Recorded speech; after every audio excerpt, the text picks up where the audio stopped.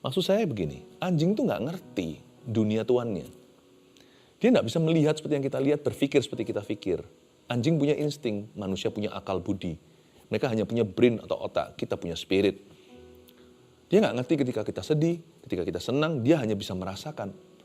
Tapi anjing yang terlatih selalu dekat tuannya, suka maupun duka. Kadang-kadang pada waktu, saya masih ingat pada waktu saya sedang saat teduh pribadi, lalu saya dilawat Roh Kudus, ya saya nangis itu anjing saya mendekat, maunya nempel ke kaki saya, itu bukan kebetulan.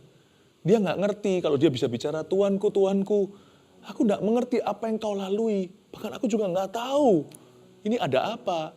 Bahkan masa depanku saya juga nggak bisa baca, dia nggak tahu nih di sini ada apa ini. Tapi aku tetap di dekatmu. Ini maksudnya seperti hewan aku di dekat Tuhan.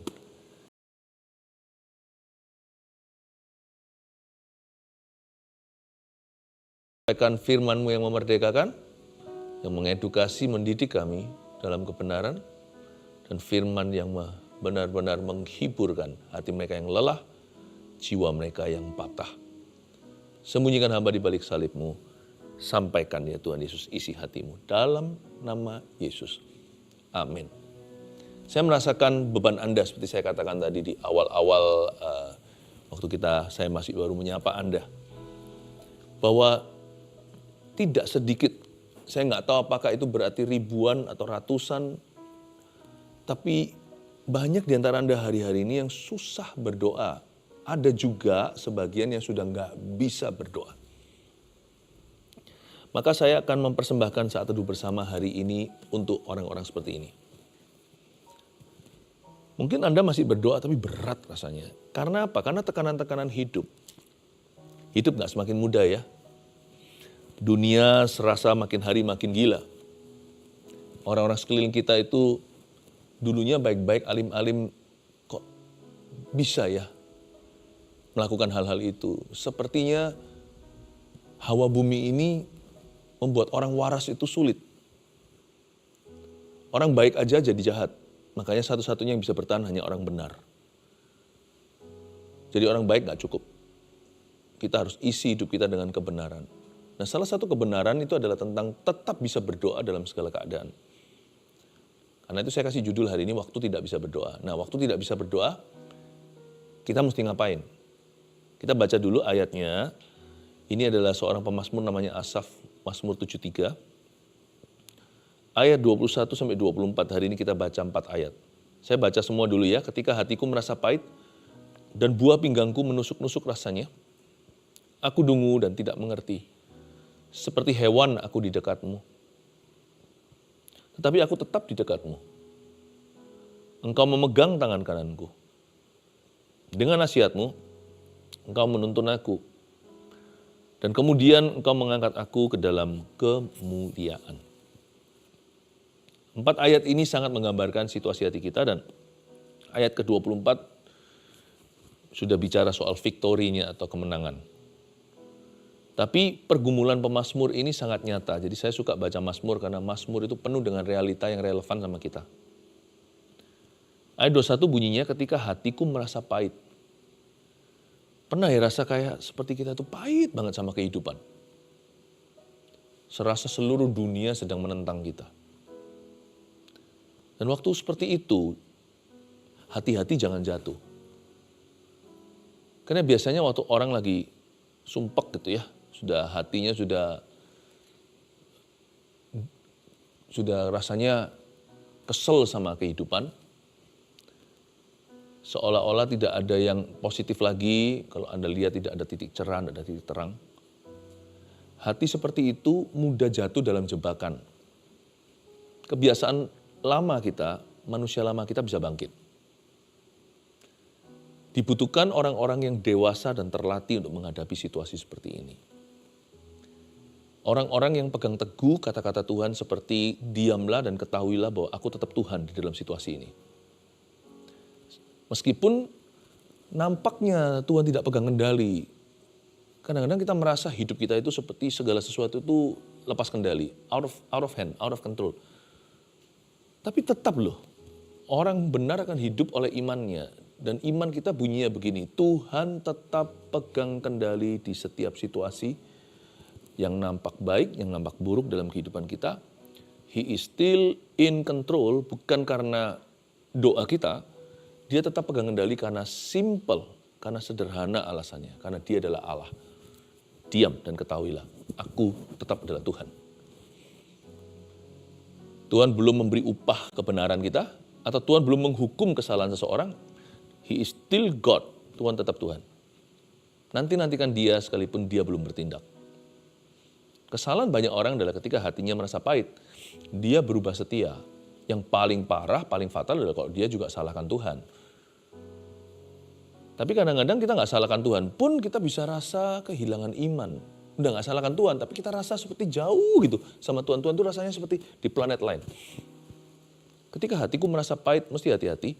Karena di saat seperti itu bukan hanya kebiasaan lama bisa kembali, tapi kebiasaan baru yang buruk tiba-tiba akan mengetuk pintumu.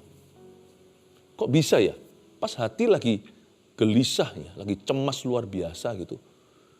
Overthinking bagi sebagian orang, wah tambah parah. Udah gelisah, lalu pikirannya berlebihan. Kok bisa di saat-saat seperti itu, orang menawari Anda berbuat salah? Kok bisa ya? Benar-benar iblis itu licik sekali ya. Dia itu seperti singa yang mengaum-ngaum hendak menerkam kaum yang lemah. Dari antara ternak itu atau kawanan hewan yang terluka, yang lemah, yang lamban, itu yang biasanya diterkam dari belakang. Dia mengaum-ngaum hendak memangsa siapapun yang dia bisa. Siapapun yang dia bisa mangsa. Di saat seperti itu kok bisa pas kali waktunya masuk waktu setan, teman Anda tawarkan obat terlarang. Atau tiba-tiba dahulu mungkin Anda perokok, tiba-tiba seperti menarik sekali ketika kawan Anda berkata mau sebatang. Atau menghisap atau diajak minum, atau diajak kehidupan malam. Atau bisa-bisa ada seseorang yang tidak benar menawarkan dirinya kepadamu. Paham maksudnya? Di masa-masa seperti itu, orang yang hatinya merasa pahit rawan jatuh. Itulah sebabnya, kalau kita nggak bisa berdoa, minimal jangan buka peluang untuk dosa. Kalau kita masih tidak bisa berdoa, kehabisan kata-kata, at least tidak berbuat apa-apa terhadap situasi itu lebih baik daripada berbuat sesuatu yang bodoh yang kau sesali kemudian, bahkan kau sesali seumur hidupmu. Bahkan seperti Esau yang dengan menangis hendak memperbaiki kelakuannya, kesalahannya maksudnya, tetap tidak bisa kembali semula. Jangan membuat kerusakan permanen atas sebuah situasi yang sifatnya sementara. Karena sementara itu akan berlalu, permanen itu akan tetap bersamamu sampai kau mati, bahkan melewati kuburan Anda, itu akan terus-menerus melekat pada keluargamu, turun-temurun. Be careful, ada hal-hal tertentu bukan stigma, ada hal-hal tertentu adalah cacat celah yang tidak bisa dihapuskan selama-lamanya. Saya tidak berkata bahwa darah Yesus tidak bisa menghapus. Saya tidak berkata bahwa tidak ada kuasa penebusan, bukan. Tetapi pilihanmu itu, pilihan kita di saat-saat rawan seperti itu tuh bisa selama-lamanya memorinya. Tuhan sudah hapus, Tuhan sudah beri kesempatan baru, Tuhan pulihkan, tapi memori itu bisa melekat. So, lebih baik kalau kita entas, kalau kita lagi berenang di kolam renang gitu ya, kalau airnya itu air jernih nggak apa-apa. Dingin pun masuk angin nggak apa-apa. Ya, nanti bisa hangat-hangatkan diri, nanti bisa sembuh sendiri. Tetapi kalau itu air keras, air raksa, air keras maksudnya, Anda keluar sekarang dan 1 menit kemudian atau 1 jam lagi itu bisa bedanya hidup mati. Apalagi kalau air itu air mendidih, cepat keluar. Makanya tangan kita langsung reaksi kan, kalau kita pegang sesuatu yang panas langsung seperti itu kan. Belum sempat mikir, otak kita sudah cabut dulu itu tangan. Tapi kalau Anda pegang begini terus, tangan Anda bisa mati, bisa matang itu tangan Anda. 1 menit bisa membuat perbedaan. lebih cepat, lebih baik. Pada saat-saat di mana hati terasa pahit seperti Yusuf di rumah Potifar, tapi dia nggak kepahitan, jangan salah. Ini bukan bicara soal kepahitan, ketika hatiku merasa pahit. Jadi kita berhak hati kita merasakan sesuatu yang pahit. Tapi jangan kepahitan, kalau kepahitan itu pilihan. Kepahitan itu sudah kelakuan dan keputusan. Itu pasti ada tanda-tanda, kalau orang kepahitan itu sudah ngomongnya sudah negatif, dan juga sudah mulai menyebarkan sakit hatinya. Tapi kalau hati merasa pahit itu normal. Kita manusia dicipta dengan lidah yang bisa rasakan asin, manis, pedas, pahit. Hati kita juga merasa demikian. Yusuf itu hatinya merasa pahit. Hidup itu begitu bitter, begitu pahit. Tapi waktu itu dia tahu dia sedang digoda oleh istri Potifar dan di depan ada jebakan yang menganga. Larilah dia, sekalipun dengan melakukan itu dia harus terpaksa meninggalkan jubahnya yang ditarik oleh wanita itu. Run, my friend, run. Jangan sampai kita itu menjauhi Tuhan karena perasaan sedang gak enak. Itu poin pertama, tolong tuliskan. Jangan jauhi Tuhan karena perasaan tidak enak. Lalu ngapain dong kalau kita nggak menjauhi Tuhan? Nggak berbuat sesuatu lebih baik daripada berbuat sesuatu yang kita sesali. Ayat 22, aku dungu. Dia yang mengakui, aku dungu. Aku seperti orang yang bodoh sekali. Aku dungu dan tidak mengerti. Si pemazmur berkata dengan sejujurnya, aku nggak ngerti Tuhan, nggak sok tahu, nggak sok pintar, nggak sok dekat, sok akrab dengan Tuhan. Tapi sungguh Tuhan, aku dungu. Saya sungguh-sungguh blank. Bahaya dengan orang kalau ngeblank ya. Itu bahaya loh. Jangan orang-orang zaman dulu berkata, nenek-nenek kita, jangan suka melamun. Nanti masuk angin atau masuk setan atau apa.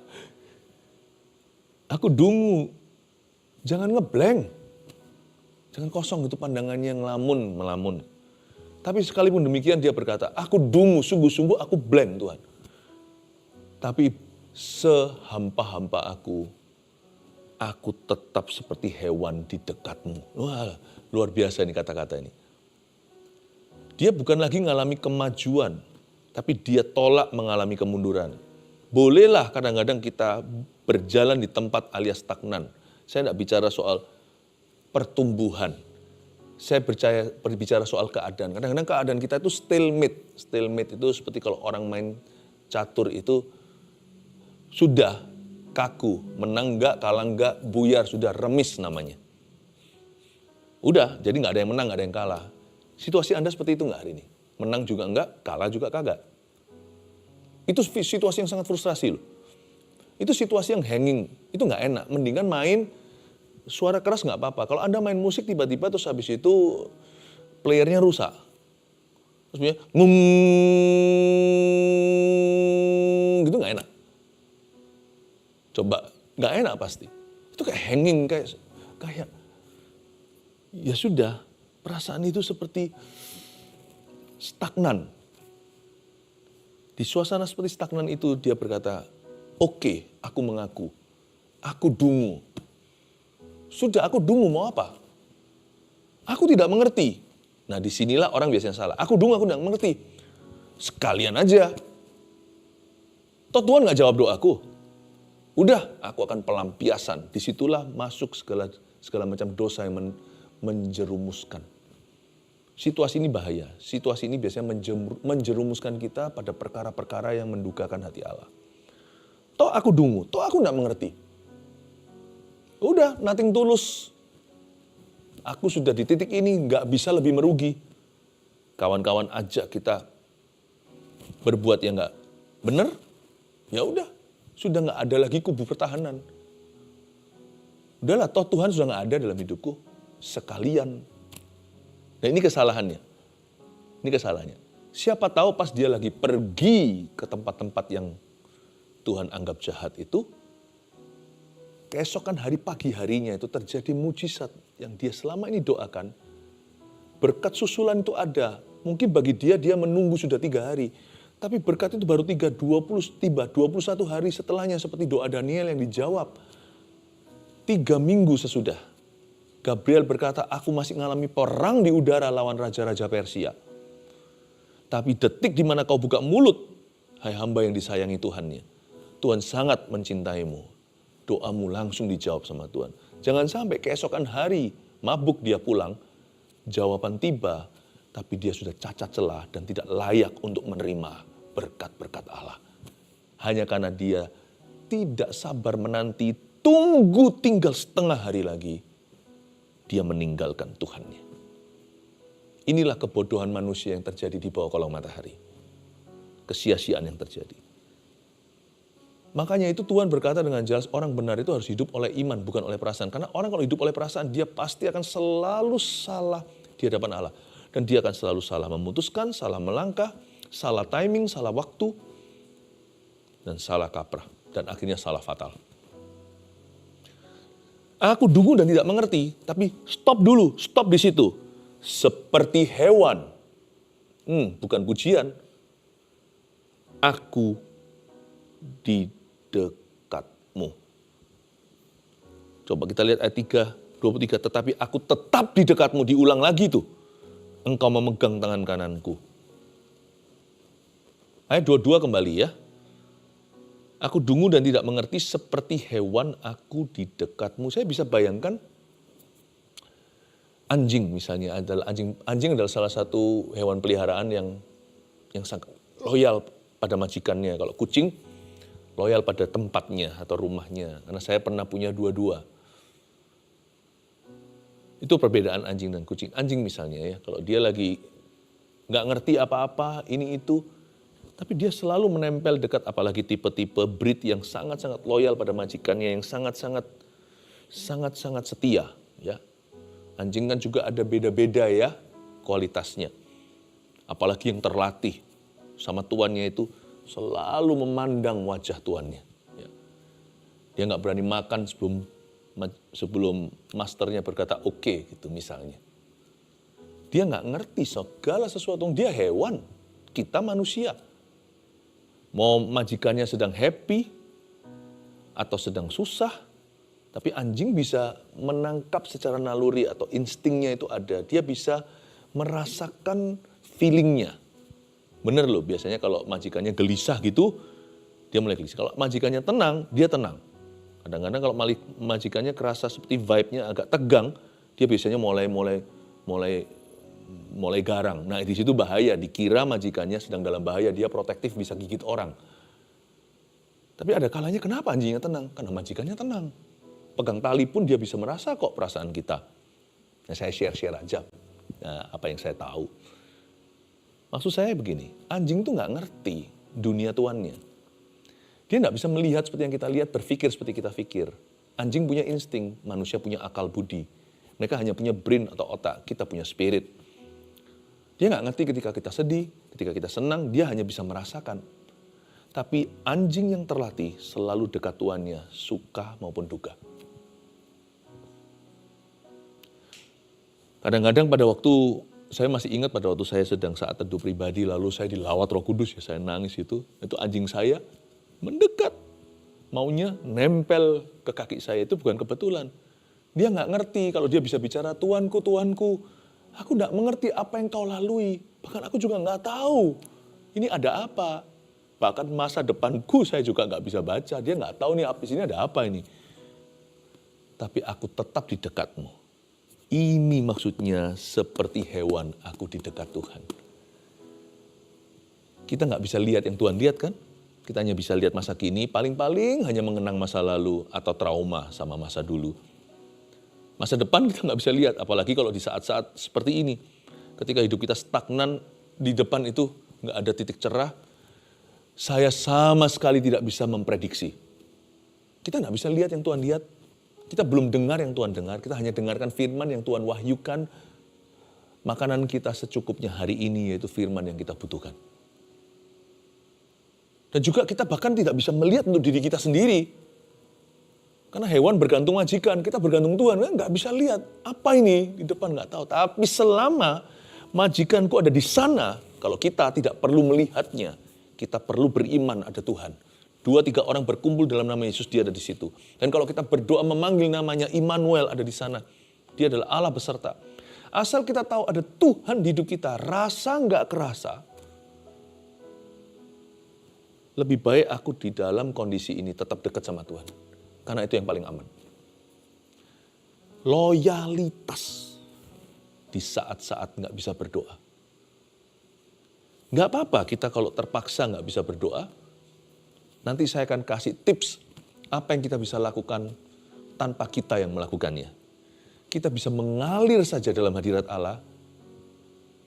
Ya, kita hanya bisa menumpang. Tapi seperti hewan, keputusan hati kita adalah tetap dekat pada majikan. Di saat kita nggak bisa berdoa, jangan lari dari hadiratnya. Itu adalah perbuatan keputusan yang paling bodoh. Karena orang yang lari toh harus kembali dan kembalinya pasti sakit. Compang-camping seperti anak bungsu Lukas 15 itu dan kembalinya pasti sempoyongan. So daripada buang waktu, toh suatu hari akan kembali. Mending sekarang saya tetap di sini dekat Tuanku sekalipun terasa seperti hidup ini membuli. Seperti saya itu sekarang itu ditekan oleh keadaan. Lebih baik saya dibuli oleh kehidupan daripada saya meninggalkan Tuhan. Mending saya babak belur di samping Yesus daripada saya pesta pora di negara yang jauh. Nanti ujung-ujungnya yang saya pesta itu akhirnya harus makan ampas babi. Tapi saya yang babak belur sekarang, asal saya dengan Tuhan. Nanti waktunya tiba Tuhan menolong saya, Tuhan pasti akan membalut semua luka saya. Dan mengembalikan semua yang dicuri oleh setan. Aku dungu dan tidak mengerti seperti hewan aku di dekatmu. Tetapi aku tetap di dekatmu, ayat 23. Engkau memegang tangan kananku. Ini indah, engkau memegang tangan kananku. Engkau memegang tangan kananku. Orang ini dungu, tidak ngerti seperti hewan di dekat Tuhan. Tapi kenapa dia bisa mengklaim di sini bahwa Tuhan memegang tangannya? Poin 2 ini penting sekali. Ingat bahwa janji Tuhan tidak tergantung perasaan. Sebenarnya jaranglah kita ini yang megang tangan Tuhan. Sesetia apa sih Anda dan saya? Sehebat apa, sekuat apa, setabah apa? Sebagian besar ya, dalam hubungan kita dengan Tuhan ya. 90% itu Tuhan yang pegang tangan kita loh. Misalnya kalau seorang anak kecil, dia jatuh ke sebuah lubang. Papa tolong. Dia pegang tangan papanya. Dan papanya juga pegang dia. Kira-kira kalau dia terangkat, itu karena dia yang pegang papa atau papanya yang kuat angkat dia. Memang mereka saling pegang. Tapi tangan kecil itu yang mungil, itu lemah, itu tangan kita. Tangan yang besar itu tangan Tuhan itu yang pegang kita. Apakah di sini ada orang yang mengira bahwa Anda ada hari ini karena Anda setia atau karena Tuhan yang setia? Coba pikirkan, bisnis Anda masih jalan itu Tuhan atau Anda? Pernikahan Anda masih utuh itu Tuhan atau Anda? Kita masih bisa pelayanan hari ini Tuhan atau kita? Kita masih bisa saat teduh hari ini Tuhan atau kita? Dia dungu seperti hewan. Dia berkata, tapi engkau memegang tanganku. Dia membuat satu klaim bahwa janji Tuhan tidak tergantung perasaan kita. Kalau bisa tergantung pun sedikit banget gantungnya. Kita ini bergelantungan itu hanya karena kasih karunia. Janji Tuhan itu, sana ngerasa atau nggak ngerasa? Ngerasa mantap atau enggak? Orang-orang hari-hari ini selalu singkat-singkat kata-kata mantul, mantap, betul atau tidak. Itu nggak relevan. Yang mantap itu Tuhan. Ingatlah bahwa janji Tuhan tidak tergantung your feeling. Not even your reality. Bahkan tidak tergantung dengan realita Anda. Ini bagus sekali kalau untuk orang-orang yang sudah putus pengharapan ya. Semoga firman ini menghidupkan sesuatu di dalam diri Anda. Kita lihat ayat terakhir, ayat 24 dan poin terakhir pula nanti. Dengan nasihatmu engkau menuntun aku. Dan kemudian engkau mengangkat aku ke dalam kemuliaan. Ini bagus ini. Ayat 24 ini mengingatkan kita bahwa di saat-saat yang seperti itu, jangan kita miskin tuntunan. Boleh kita miskin berkat dan mujizat, jangan miskin tuntunan. Cari tuntunan itu secara sengaja. Cari firman meskipun pelan-pelan. Cari hadirat Tuhan sekalipun rasanya kita sakit mah rohani, gak kepingin makan. Dan kemudian, ini kata ini tiba-tiba, engkau mengangkat aku dalam kemuliaan. Dan tiba-tiba, kemudian itu tiba-tiba. Ini nanti di sini itu kita nggak kerasa. Kemudian loh kok aku kuat ya? Loh kok aku kembali ya? Loh kok aku pulih ya? Loh kok saya bisa ya? Itu kata dan kemudian itu begitu maknanya. Loh kok bisa ya saya pulih? Loh kok bisa saya tabah hadapi? Loh kok aku mampu ya bertahan hingga hari ini? Loh kok keluar ya dari masalah ini? Loh kok menang ya? Loh kok sudah berlalu ya begitu cepat ya? Padahal tadi terasa lamban. Tapi sekali Tuhan balik tangan, semudah itu tiba-tiba kondisi kita terbalik dari yang terpuruk jadi terbaik. Dan kemudian engkau mengangkat aku dalam kemuliaan. Tapi sejauh ini di sisi kita stalemate, remis, stagnan. Jangan tergesa-gesa. Kudu mau lari, maunya langsung super rohani, malah justru hilang. Kalau nggak bisa doa, ngaku nggak bisa doa. Nggak kuat doa, nggak apa-apa. Tapi daripada pergi ke alamat yang salah, datanglah ke saudara seiman. Datanglah pada pemimpin rohanimu, atau pada covering, atau pada tudung rohani. Minta didoakan. Kalau Anda sendiri nggak bisa berdoa, nggak ada salahnya buka mulut kita minta didoakan orang lain. Doakan aku. Itu sama dengan kita juga berdoa. Waktu kita doakan mungkin kita nggak ikut berbicara. Mungkin kita nggak kuat mengaminkan pun nggak mampu. Tapi waktu kita berdoa, waktu kita memberi diri didoakan itu, kita masuk dalam doa orang. Dan di mata Tuhan seperti kita sendiri juga ikut berdoa. Waktu kita agree dan sepakat. Poin 3, waktu tidak bisa berdoa, dengarkan lagu rohani. Dan renungkan firman. Cukup duduk diam di hadapannya. Kadang-kadang gak kuat nyanyi, gak perlu nyanyi. Diam aja. Daripada masuk ke tempat yang salah. Yang musik-musik dunia, yang tempat-tempat dunia gemerlap, diisi dengan berbagai barang-barang terlarang, perbuatan-perbuatan yang tanda tanya. Masuk aja hadirat Tuhan sendiri, dengarkan lagu saat teduh bersama seperti ini, atau dalam sebuah persekutuan doa. Kalau di GMS yang saya gembalakan, bukan hanya persekutuan doa, tapi keluarga tetap. Setiap CG, mereka saling kenal satu dengan yang lainnya dan sama-sama dimuridkan. Nggak kuat, cari mereka. Doakan aku. Orang tidak akan hina karena ada kalanya roda berputar terbalik. Orang yang mendoakan Anda pun suatu saat juga butuh didoakan. Jadi kita nggak boleh gaya kalau kita ada di atas, kalau di bawah nggak boleh minder. Yang penting jangan lari. Datang ke mereka, alamat yang tepat. Pray for me, bahasa Inggrisnya 3 kata, bahasa Indonesia 2 kata, doakan saya. Itu 2 kata yang paling tepat di situasi ini. Atau 3 kata tadi, pray with me. Berdoalah bersama saya. Lebih baik lagi kalau Anda bisa berdoa, ya kan? Duduk diam dengarkan lagu. Waktu dalam ibadah datang kebaktian, justru jangan bolos gereja.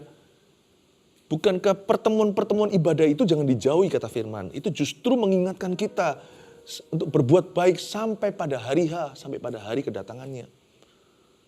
Masuk dalam berkat dan urapan korporat itu beda sekali rasa. Memang nanti pulang rasa berat lagi nggak apa-apa. Daripada berat sama sekali, mendingan sekali-kali kita diangkat, nanti pulang lebih kuat. Masuklah hadirat Tuhan bersama-sama. Setel lagu rohani, dengarkan, dan ikut saja. Masuk nggak apa-apa. Pasti ada efeknya. Nggak ada orang masuk hadirat Allah itu tidak ada dampaknya. Nggak ada. Lalu renungan firman. Baca Alkitab banyak-banyak mungkin nggak bisa. Mungkin Anda baca 1 ayat, Anda ulangi lagi. Ayat apa? Ayat-ayat yang sangat-sangat berbicara dalam kondisi Anda. Boleh nggak pilih-pilih gitu? Boleh nggak apa-apa. Seperti orang sakit mah. Nggak bisa makan 1 mil atau 1 hidangan, makan dikit-dikit tapi sering. 1 ayat, 2 ayat, ditelah, pelan-pelan direnungkan. diulang, dibaca dengan suara sampai terdengar sendiri, dibaca lagi, benar-benar seperti dikunyah. Anda akan kaget, dan kemudian engkau mengangkat aku dalam kemuliaan. Lalu tiba-tiba Anda merasa, loh kok lebih kuat ya? Lebih kuat ya? Lebih kuat ya? Anda terkejut, seperti orang yang diare. Wah, diare sering sekali sampai harus diopnam. Diopname. Tapi ketika dia mulai dimasukin infus, pertama gak kerasa apa itu, hanya air dari selang. Tapi tiba-tiba dia mulai segar, mulai kuat, mulai nafsu makan lagi selera. Itulah yang namanya merenungkan firman sedikit pun jadi. Dengarkan lagu rohani dan renungkan firman. Jangan lari dari Tuhan. Oke, saya review. Ini adalah summary atau ringkasannya. Waktu tidak bisa berdoa, 1, jangan jauhi Tuhan karena perasaan tidak enak. Waktu tidak bisa berdoa, 2, ingat bahwa janji Tuhan tidak tergantung perasaanmu. Waktu tidak bisa berdoa, 3, dengarkan lagu rohani. Saran nih ya, dan renungkan firman. Saya percaya kondisi Anda cepat lambat akan berubah karena Tuhan berkuasa lewat firman dan bertata di atas puji-pujian. Kita mengangkat tangan kita menerima berkat damai sejahtera dari Allah Bapa, Putra, dan Roh Kudus menyertaimu sekarang sampai selama-lamanya, dan mulai sekarang roh doa tidak akan pernah jauh. Dalam nama Yesus, haleluya, amin.